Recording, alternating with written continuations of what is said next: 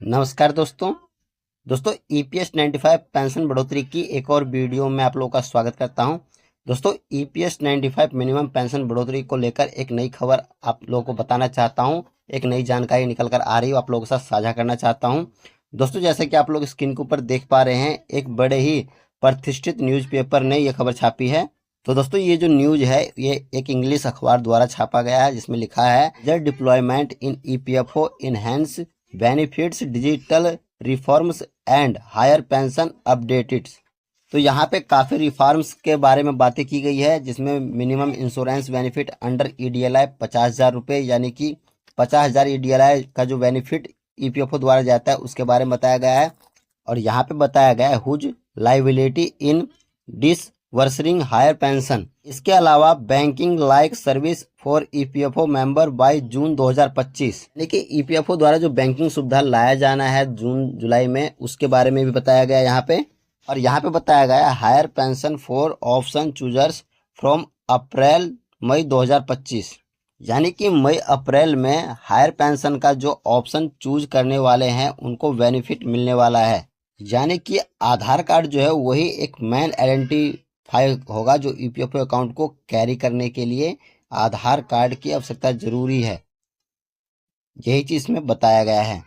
इसके अलावा दोस्तों जो महत्वपूर्ण खबर है, जो बड़ी खबर है ईपीएस मिनिमम पेंशन बढ़ोतरी को लेकर, वो यहाँ पे आप दोस्तों देख सकते हैं, बताया गया है minimum pension likely to increase to 3,000, यानी कि सरकार के द्वारा जो मिनिमम पेंशन है उसको बढ़ाकर 3,000 रुपये करने की तैयारी चल रही है। यहाँ पे डिटेल में अगर हम देखें तो बताया गया है कि पिछली बार ये पेंशन बढ़ोतरी जो है 2014 में की गई थी, जब पेंशन 1,000 रुपये की गई थी। अब पूरे 3,000 रुपये करने पर विचार चल रहा है। और दोस्तों ये खबर ऐसे टाइम पर आ रही है जब हमारे एनएससी के योद्धा आदरणीय कमांडर अशोक रावत जी के नेतृत्व में लगातार 7,500 रुपये मिनिमम पेंशन प्लस में डीए के साथ मेडिकल सुविधा की मांग किया जा रहा है।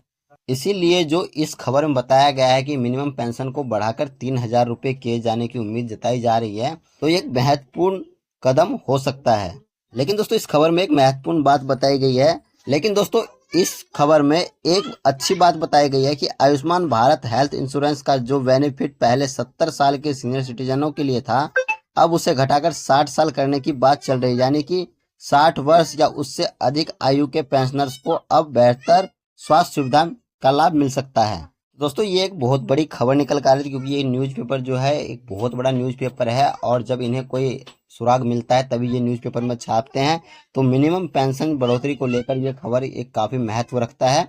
बाकी दोस्तों अब ये देखना है कि सरकार पेंशन बढ़ोतरी पर कब मुहर लगाती है, और क्या मिनिमम पेंशन 3,000 रुपये होगा, या एनएससी की टीम के द्वारा जो 7,500 रुपये की मांग की जा रही है ये पेंशन बढ़ोतरी होगी। अब इन दोनों में से कौन सी पेंशन बढ़ोतरी होती है और कब सरकार मुहर लगाती है, ये तो आने वाला वक्त ही बताएगा।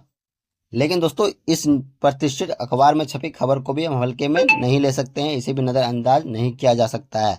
तो दोस्तों ये कुछ जानकारी थी जो आप लोगों के लिए निकल कर आ रही थी, और आप लोगों को बताना हमने जरूर समझा। अगर जानकारी अच्छी लगी हो तो वीडियो को लाइक कीजिएगा, चैनल को सब्सक्राइब कीजिएगा और अपने दोस्तों के साथ शेयर जरूर कीजिएगा। मिलते हैं नेक्स्ट वीडियो में, तब तक के लिए धन्यवाद।